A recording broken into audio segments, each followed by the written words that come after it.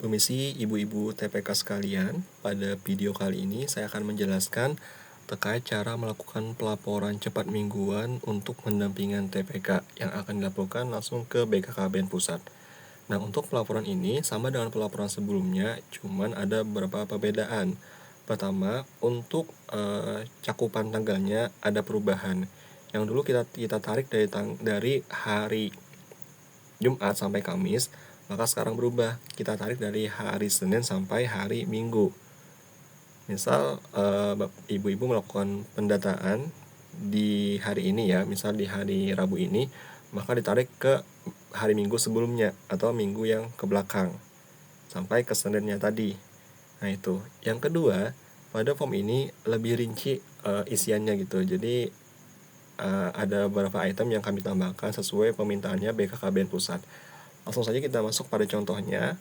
Untuk minggu ini, maka kita ambil dari hari Senin sebelumnya, yaitu tanggal 16 sampai tanggal minggu tadi, 22 Oktober. Nah, ini. Kemudian dipilih kabupatennya, yaitu Kabupaten Banjar, dan dipilih kecamatannya. Harap ini ditulis secara rinci nama kecamatannya, jangan disingkat dan sebagainya. Misal kita pilih Aluh-Aluh. Nah, kemudian tuliskan nama desa atau kelurahannya. Tapi semisal di desa itu ada lebih dari satu tim TPK, maka ditambahkan juga kode untuk membedakan tim yang mana. Misal kita contohkan di Kuin Besar. Nah, misal di Kuin Besar itu ada 3 tim TPK, maka silahkan disepakati nanti di grup kecamatan atau di grup kelurahan mau gimana pembagian kodenya. Ada yang Kuin Besar 1, ada yang Kuin Besar 2, dan ada yang Kuin Besar 3 gitu. Dan yang mengisi ini cuma perwakilan tim, masing-masing tim aja. Jadi Kuin Besar 1 orang yang mengisi, Kuin Besar 1 1 orang, Kuin Besar 2 1 orang, Kuin Besar 3 1 orang yang mengisi gitu. Jadi bukan setiap anggota tim, cuman adalah perwakilan tim saja yang mengisi. Nah, kalau sudah, kita masuk kepada data pendampingan sasaran baru. Untuk pendampingan sasaran baru, itu hanya sasaran yang baru didampingi pada periode tersebut atau pada minggu itu. Artinya bukan pendampingan kedua atau seterusnya, gitu ya. Jadi kalau Bapak Ibu ada menemukan atau melakukan pendampingan baru di minggu itu, maka dilaporkan pada form ini. Tapi misalkan di minggu itu tidak ada pendampingan yang baru, pun ada pendampingan tapi pendampingan yang sudah kedua dan kesekian, maka cukup di form ini dipilih tidak ada nanti jawabannya gitu, ataupun itu artinya 0 gitu. Kita masuk pada catin dulu. Ini ditanyakan, apakah terdapat catin baru pada periode sekian?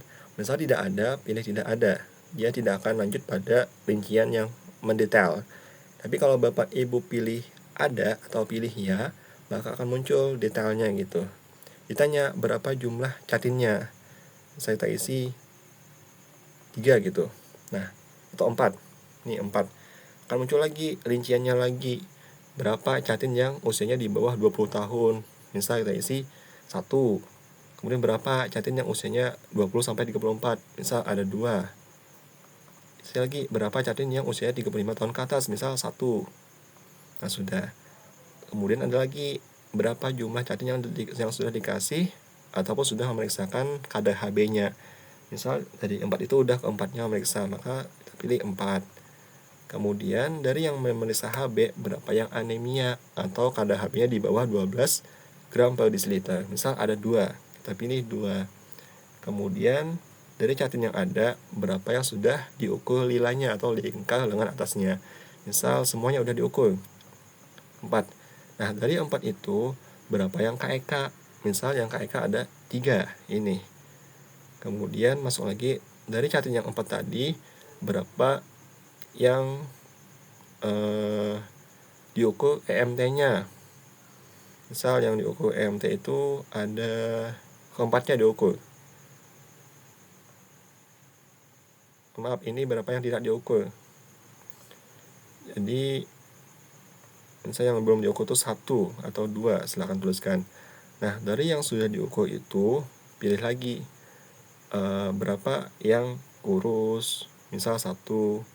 Kemudian berapa yang normal, misal 1. Berarti yang ininya Nah, atau ini isi 1, terserah. Sudah, masuk pada bumil. Nah, pada bumil juga sama, itu adalah bumil baru yang didampingi. Kalau tidak ada, pilih tidak ada. Kalau ada, pilih ya. Akan muncul lagi rinciannya, berapa jumlah bumil yang didampingi dalam 1 minggu terakhir. Misal ada 3 bumil. Nah, kemudian ditanya lagi berapa usianya, yang di bawah 20 tahun berapa, misal 1, yang 20 sampai 34 berapa, misal 1 juga. Kemudian yang 35 ke atas berapa, 1 juga misal. Sudah. Kemudian tanya lagi, apakah bumil sudah diperiksa hemoglobin atau HB-nya. Misal kita pilih sudah, ketiganya gitu. Sudah. Tanya lagi, berapa yang HB-nya di bawah 12, misal 2, atau yang kena anemia ada 2. Kemudian ada lagi, dari ibu hamil yang ada, apakah sudah diukur lilanya, atau berapa yang sudah diukur lilanya. Misal ada 3, udah diukur lila. Yang KEK berapa? Misal 1.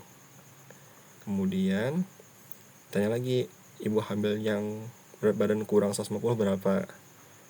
Dari yang ada tadi misal ada 1 orang. Kemudian yang tinggi badannya kurang 150 berapa gitu.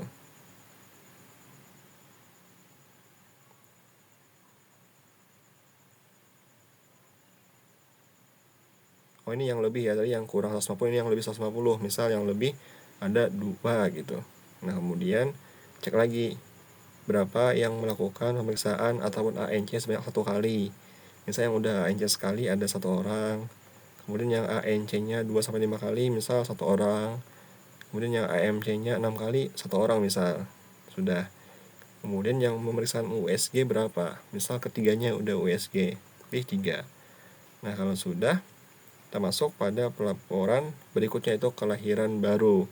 Misal tidak ada, pilih tidak ada. Kalau ada, pilih ya. Akan muncul lagi pilihannya. Nah, tanya berapa jumlah kelahiran baru ataupun jumlah kelahiran bayi baru yang didampingi dalam periode itu. Misal ada 2. Nah, dari 2 itu berapa yang prematur ataupun lahirnya kurang bulan, kurang dari 37 minggu. Misal 1 orang. Kemudian yang cukup bulan 1 orang. Kemudian tanya lagi berapa dari bayi itu yang lahir yang panjang badannya kurang dari 48 cm. Misal 1 orang, yang lebih 1 orang. Kemudian tanya lagi berapa yang BBLR ataupun berat badan lahirnya kurang dari 2,5 kg.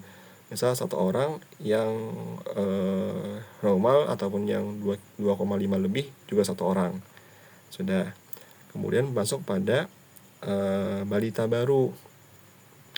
Nah, untuk balita baru juga pada periode itu, kalau tidak ada pilih tidak ada, kalau ada pilih ya.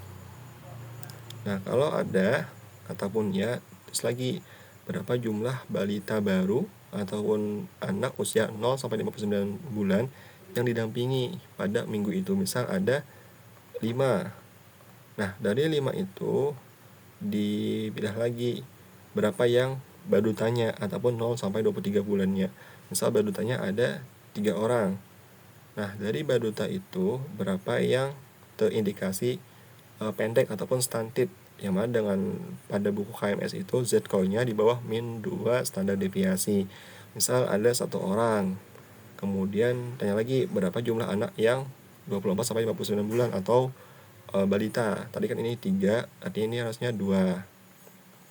Nah, 2 ini, dari 2 ini berapa yang stunted gitu, yang pendek. Misal 1 orang. Nah, sudah. Nah, dari 2 anak yang stunted, berapa yang mendapatkan PMT rutin. Misal yang dapat PMT itu semuanya, berarti keduanya, tulis 2. Nah, sudah. Kita masuk pada calon pengantin. Nah, ini terus lagi berapa jumlah catin yang didampingi dalam 1 minggu terakhir. Misal kita isi ada 3 catin gitu. Dan tanya lagi berapa catin berisiko.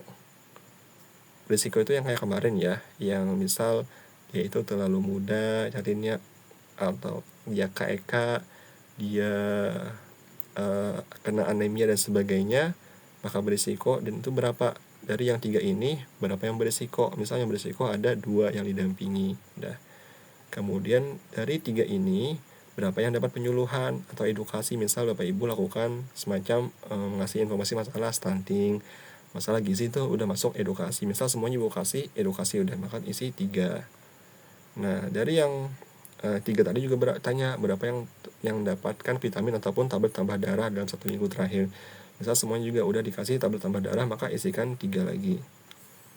Kemudian dari 3 catatan tadi juga tanya berapa yang mendapatkan bantuan sosial ataupun PMT. Misal ketiganya juga udah dikasih bansos ataupun PMT, maka pilih lagi 3. Termasuk pada ibu hamil. Nah, pada ibu hamil juga sama, berapa ibu hamil yang didampingi dalam 1 minggu terakhir. Nah, misal tadi ada 4 misal. Nah, dari 4 ini berapa yang berisiko? Yang berisiko juga sama kayak tadi ya, yang anemia, yang KEK, yang usia terlalu muda, terlalu tua, dan sebagainya. Misalnya yang berisiko ada 2. Nah, kemudian yang ini, dari 4 ini juga ditanya berapa yang mendapatkan edukasi atau penyuluhan. Misal semuanya dapat penyuluhan, maka pilih 4. Kemudian yang ini, dari 4 tadi juga berapa yang mendapatkan vitamin. Misal semuanya juga kita pilih keempatnya. Nah, dari yang 4 tadi juga tanya berapa yang mendapatkan PMT ataupun bansos. Misal keempatnya juga dipilih 4. Baru ke ibu nipas atau bayinya. Kemudian tanya lagi berapa jumlah ibu nipas atau ibu pasca calin yang didampingi dalam 1 minggu tadi. Misal ada 3 ibu nipas yang didampingi. Nah, dari 3 tadi berapa yang menggunakan KB pasca calin. Misal ketiganya udah menggunakan KB pasca calin, maka dipilih 3. Kemudian tanya lagi berapa ibu yang memberikan ASI eksklusif pada anaknya dalam 1 minggu terakhir. Misal dari 3 ini yang ngasih ASI eksklusif tuh hanya 2, maka pilih 2. Kemudian tanya lagi berapa jumlah ibu yang sudah mendapatkan pendampingan tentang ASI ataupun pengasuhan bayi dalam 1 minggu terakhir. Ini juga tanya terkait apakah ibu tuh udah mendapatkan pendampingan tentang ASI. Nah, kalau yang dari 4 ini, misal dari 3 ini yang dapat cuma 2, maka tulis juga 2 lagi. Nah, terakhir masuk pada form balita stunted. Ini akumulasi Bapak Ibu, jadi ini udah masuk akumulasi, artinya kasus baru dan juga kasus lama yang didampingi pada minggu itu. Jadi beda dengan form yang sebelumnya. Kalau form sebelumnya itu cukup kasus baru saja, untuk ini adalah kasus yang akumulasi. Artinya kasus yang didampingi pertama kali di minggu itu dan juga kasus yang udah kunjungan ataupun pendampingan sekian. Misal pendampingan kedua, pendampingan ketiga juga dimasukkan pada form terakhir ini. Misal di desa itu dan 1 minggu terakhir itu ada 10 balita gitu yang didampingi. Pilih 10. Nah, dari 10 itu berapa gitu yang didampingi. Misal ke 10-nya didampingi, maka tuliskan juga sama ke 10-nya didampingi. Ini bisa beda kalau begini. Bapak Ibu punya data gitu, di desa itu ternyata ada berapa balita, misal Bapak Ibu ada datanya, data pencatatan dan sebagainya. Misal di data itu ada 15. Tapi yang Bapak Ibu bisa jangkau, yang Bapak Ibu bisa dampingi hanya 10, maka bisa kayak gini. Tapi misalkan Bapak Ibu tidak ada data yang untuk satu desa, maka nggak apa-apa, ini disamakan aja isiannya. Artinya semua balita yang Bapak Ibu temukan itu langsung Bapak Ibu dampingi gitu. Kemudian dari yang misalnya kita anggap gini informasinya, yang balitanya ada 15, tapi yang didampingi masih hanya 10 gitu misal. Nah, dari 15 tadi pula berapa yang mendapatkan MPASI dalam 1 minggu terakhir. MPASI kan makanan pendamping ASI. Misal dari 15 tadi yang dapat juga hanya 10. Nah, sudah. Nah, kalau sudah, kita punya 2 pilihan sini. Kalau Bapak Ibu sudah yakin semuanya terisi, maka pilih submit. Dia akan langsung kesimpan di aplikasi pelaporannya oleh Satgas Stunting Provinsi. Tapi kalau Bapak Ibu belum yakin ataupun ada isian yang belum terisi atau jaringannya kurang stabil, kita bisa untuk menyimpan dulu. Artinya pilih save draft gitu. Nah, kalau Bapak Ibu pilih save draft, dia bakal disimpan dulu di draft. Nanti bisa Bapak Ibu buka kembali dan bisa untuk diedit maupun dikirimkan. Kita coba pilih save draft dulu. Nah, ini udah, ini bisa diganti namanya. Kalau ingin diganti nama boleh, kalau enggak mau diganti juga terserah. Kalau sudah, save and close. Nah, udah, dia udah kesimpan di sini. Nanti kalau Bapak Ibu login lagi, dia bakal kayak gini. Ini bakal kosongan aja. Saya coba login lagi ya. Dia akan kosong. Nah, caranya Bapak Ibu pilih di sini, pilih yang ini. pilih yang tadi ya, kita tadi ini yang TPK 2. Nah, dia langsung muncul isiannya yang telah kita isi tadi. Jadi kalau nanti Bapak Ibu ada yang merasa jawabannya itu masih kurang, nggak apa-apa, isi dulu, nanti pilih save draft gitu. Nah, kalau udah disimpan masih bisa diedit dan sebagainya. Dan kalau udah yakin bisa langsung dipilih submit. Karena kalau Bapak Ibu tidak mensubmit itu tidak akan masuk ke pencatatan. Jadi perlu disubmit kalau sudah yakin jawabannya sekian ataupun isinya sekian. Nah, kiranya sekian ibu-ibu cara melakukan pelaporannya. Semoga bisa dipahami untuk mendukung pelaporan yang ibu-ibu lakukan. Terima kasih.